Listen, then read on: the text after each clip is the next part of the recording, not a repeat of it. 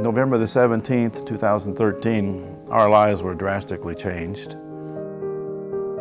We went to Sunday school, and after Sunday school we were headed into the second service when Pastor Carey gave the word that there were tornadoes in the area and everyone needed to get into the basement of the church. I think it hit Washington.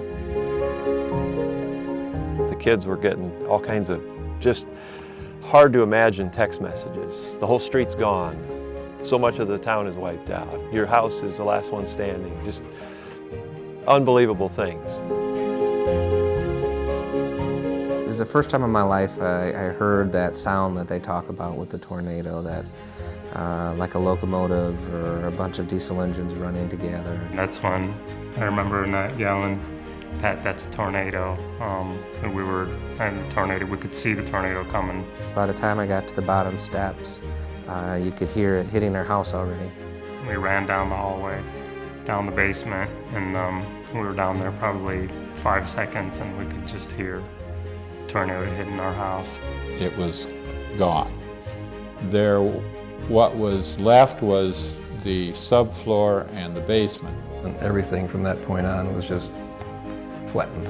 Just piles of what looked like little sticks, which were, of course, the building materials for all the homes. By the time you got to our house, everything was leveled. You were in shock at that point, and there was no other way to put it. You were just in shock. I remember walking out just being in awe that God had spared our lives. I couldn't stop thinking about the families that didn't know Him, because, you know what? Where do you go when you don't know the Lord? That's where you go, I'm glad we have an anchor to hold on to.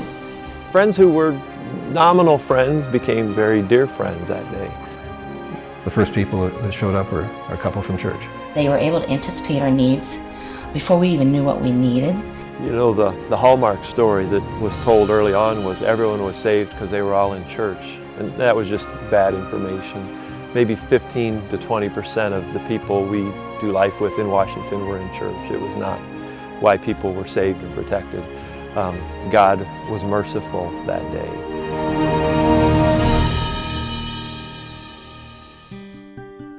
Trials in life are like waves of the sea, and that this one might be like a rogue wave, but you know, that it would something we overcome, and there would be more trials after this, and we just will get through it.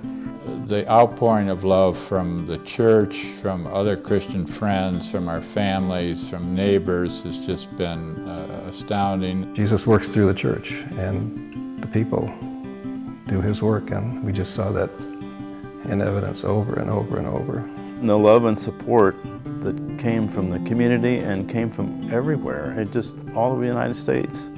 People were showing their love on Washington. It was like Jesus was walking the streets and just saying, I'm going to help you. Remarkable day of as much distress that you could think of with your stuff, and as much love as you could imagine from people around us. God sent His people. He does every time. And they came in droves. We need to do this, even if there's not a tornado. We need to reach out to people and share God's love and share God's promise of salvation with everybody.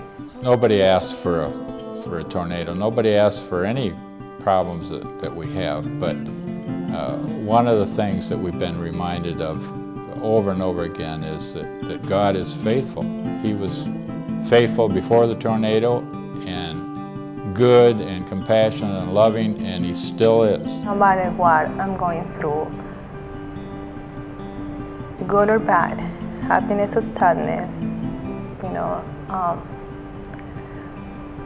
as hard as my circumstances can be, I can always say that God is good, and He's been good to us, and He's faithful. God's in control. The Lord is good. He's filled our joy. He's protected us and leading us. That's where our comfort is. God is faithful, and He is more than enough. We do give God the glory for all He has done for us. What I've learned from God this last year is this world is not my home. He gives, He takes away, and blessed be the name of the Lord. My grace is sufficient for you, for my power is made perfect through weakness.